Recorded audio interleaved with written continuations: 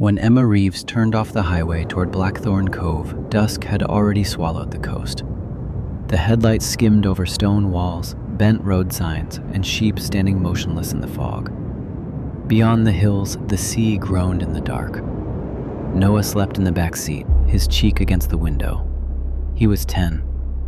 Since Daniel's death, he had learned to sleep anywhere, as if exhaustion was the only place where his father could not reach him.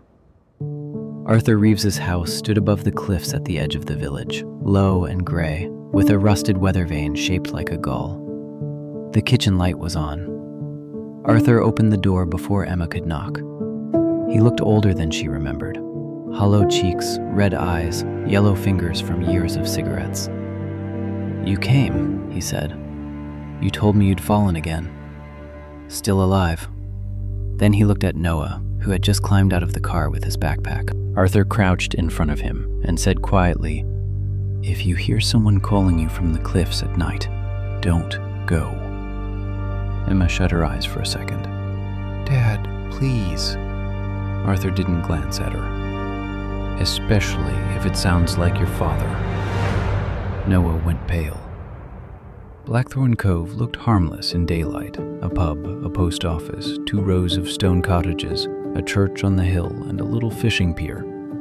Only the eastern cliffs felt wrong, too black, too smooth, as if the sea had been chewing them for centuries. After breakfast, Noah sat by the window, staring toward the water. "What is it?" Emma asked. He didn't look at her. "I heard Dad whistling." Emma's hand tightened around her mug. "The wind whistles through the pipes." "No," he shook his head. "His tune." She remembered it instantly, an old Irish melody Daniel always whistled while making coffee or looking for his keys. That night, she woke to a creak in the hallway. Noah was standing at the front door, barefoot, eyes closed, one hand on the latch. "Noah!"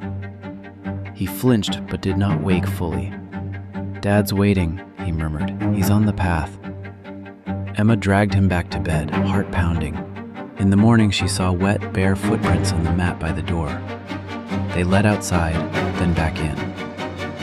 At the post office, Emma met Margaret Sloan, a thin woman with pale eyes and a voice like dry paper. "You're Arthur's daughter," Margaret said. "Bad time to come back." "Why?"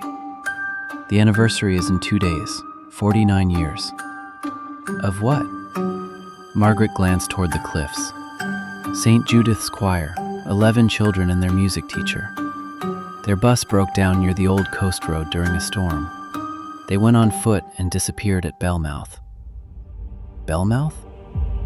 A crack in the cliff leading to a sea cave. Long ago, they lowered a warning bell into it for ships in the fog. Later, people said the cave gave voices back. Not echoes, voices. Emma almost smiled, but Margaret's face stopped her. "Grief makes people obedient," the old woman said. "If you hear someone you buried calling your name, you follow." She leaned closer. "One girl survived that night, Lucy Carver.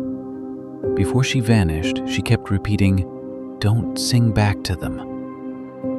That evening, Emma searched the attic and found a metal box filled with old clippings and photographs.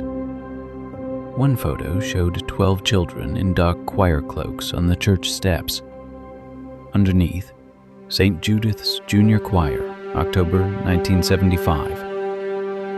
But there were only 11 faces. Where the 12th child should have been, the image had burned white. On the back, in Arthur's handwriting, were the words, "Don't listen when they use familiar voices." Below, shakier and darker, "I opened it for them." Arthur was in the kitchen when Emma dropped the photo in front of him. He stared at it a long time. "I was 17, he said at last, "and stupid. What does this mean?" He rubbed his face. Outside, the sea sounded too close. After the storm, rescue men sealed the cave with an iron grate. All night, voices came from inside. Some said it was wind, some said trapped air. Then I heard my mother, She'd been dead 3 years. The voice knew things only she knew. So I opened the grate. Emma felt cold all over. Lucy Carver tried to stop me, Arthur said. She screamed they weren't children, only wearing children's voices. Then the water came out like something alive. Lucy was taken, 2 men too. And you never told anyone? Who would have believed me? I barely did. A floorboard creaked upstairs. Emma ran to Noah's room. Empty bed, open window. On the sill lay a shell filled with seawater. Then, from the dark beyond the house, came a soft whistle. Daniel's tune. They ran across the cliff path, through fog thick as wool. Below them, the sea pounded the rocks. Ahead, Noah's small shape flashed white in the dark. The trail ended at Bellmouth, a narrow black opening in the cliff behind a rusted fence. The old grate had been torn away. Iron rungs descended into darkness. From below rose warm salt air, like breath, and singing. Not words, a long, thin note held by many voices at once. Noah started down. Emma followed, Arthur close behind. "If you hear him," he said, "don't answer." The rungs led to a stone ledge above black water. The cave walls gleamed with salt, and in the crusted white lines, Emma thought she saw faces. Children, women, old men, all half-formed and watching. Noah stood at the water's edge. Someone stood before him in the tide. Daniel. Same gray sweater, same scar above the eyebrow, same gentle smile. "Em," he said softly, "I found him." Noah's face crumpled with joy. "Dad missed us." Emma almost stepped forward without thinking. For one awful second, every part of her wanted it to be true. "Come closer," Daniel said. "Let Noah stay with me a moment. We just need to finish the song." Behind her, Arthur whispered, "Mary?" Then Emma understood. Daniel would never say that. Never ask for Noah to stay behind. Not Daniel, who had died shoving his son out of an overturned boat on the River Ouse. This thing was wrong. "You're not him," she said. The smile widened. "I carry what remains of him." Its voice doubled, tripled, until many voices were speaking at once. Man, woman, child. "Give us the boy, and you can speak to him every day." Noah turned, frightened. "Mom?"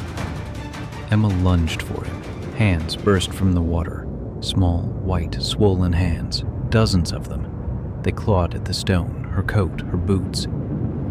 The thin note shattered into a shrieking children's chorus. Arthur grabbed an old distress flare from a rusted emergency box near the ledge. He fired it into the rotten wooden supports above the cave mouth. Red fire exploded. The ceiling groaned. "Run!" Stones crashed down. Emma seized Noah and dragged him up the rungs. Something cold wrapped around her ankle, then slipped away as rock thundered into the water below. Arthur came last, blood running from his forehead. They threw themselves onto the path, just as Bellmouth collapsed inward, coughing black water and salt dust into the dawn. The singing stopped. Silence. Real silence. Noah sobbed against Emma's chest. Arthur sank to the grass, coughing. In the east, morning light spread across the clouds. "It's over," Emma whispered. For the first time in a year, she believed it. They left Blackthorn Cove at sunrise in Arthur's old pickup. Noah slept in the back under a blanket. The road climbed away from the sea.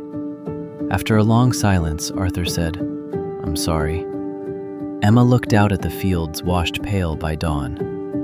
"If you'd told me earlier, I wouldn't have believed you." "I didn't believe it soon enough either." She nodded. Noah was alive. They were leaving. The cliffs were behind them. Relief, thin and fragile, began to loosen something inside. Then she heard it, soft whistling from the back seat. Daniel's melody. Emma turned slowly. Noah sat upright with his eyes closed, whistling exactly as his father used to. "Noah?" He opened his eyes. They were too dark, too still. Arthur looked into the rear view mirror and went white. Emma followed his gaze. In the reflection, Noah was not alone. Pressed shoulder to shoulder around him sat 11 children in dripping choir uniforms. Their hair clung to their faces.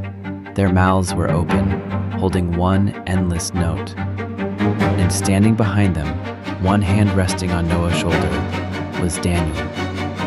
Not Daniel. The other thing. Arthur made a broken sound in his throat. Too late. Noah smiled a calm, adult smile that did not belong to any child. In a voice made of many drowned children speaking together, he said, "Thank you for taking us out." Arthur jerked the wheel.